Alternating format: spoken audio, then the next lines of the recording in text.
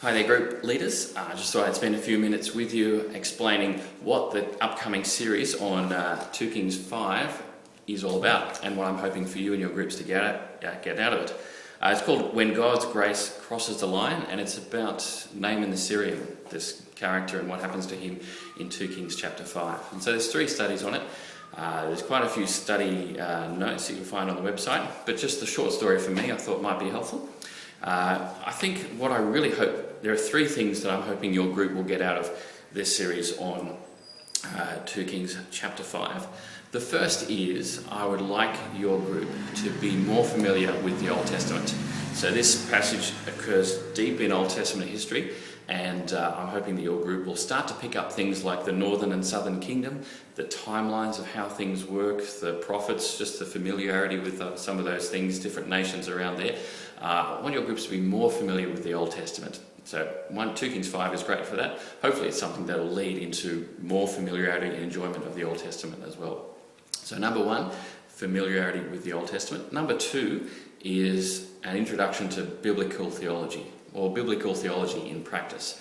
So obviously with 2 Kings chapter 5 and being Christians, Christian readers, we're going to look to be I'm trying to understand how this points to Jesus. And so what they'll see in these 3 studies, in different ways, seeing how this passage points forward to the gospel, to the Jesus, to how things are now. And as people see that, I hope they'll see that comes out naturally through the passage and our knowledge of the Bible.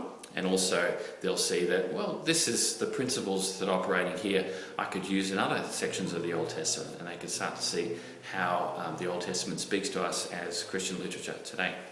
So so the first thing is familiarity with the Old Testament. Second thing is to see some biblical theology in action. And the third thing is the content, the passage themselves. I'm hoping for this series for people to love God's grace to the outsider, to see the way he changes people, and to see how we as people in ministry to God, in partnership with God, should respond and react to the environment when God's grace is changing people. So you'll see that as you look deeper into the passage and into the studies, but wanting to people to get loads out of this great chapter, a famous chapter. It's in all the kids' Bibles. Get more out of this and love God's grace more. So there you are, 3 things I'd like you and your groups to be getting out of this series. Familiarity with the Old Testament, to see biblical theology in action, and to be excited at seeing God's grace at work here and in our own lives. That'll do for me. Have a great week. See you Sunday.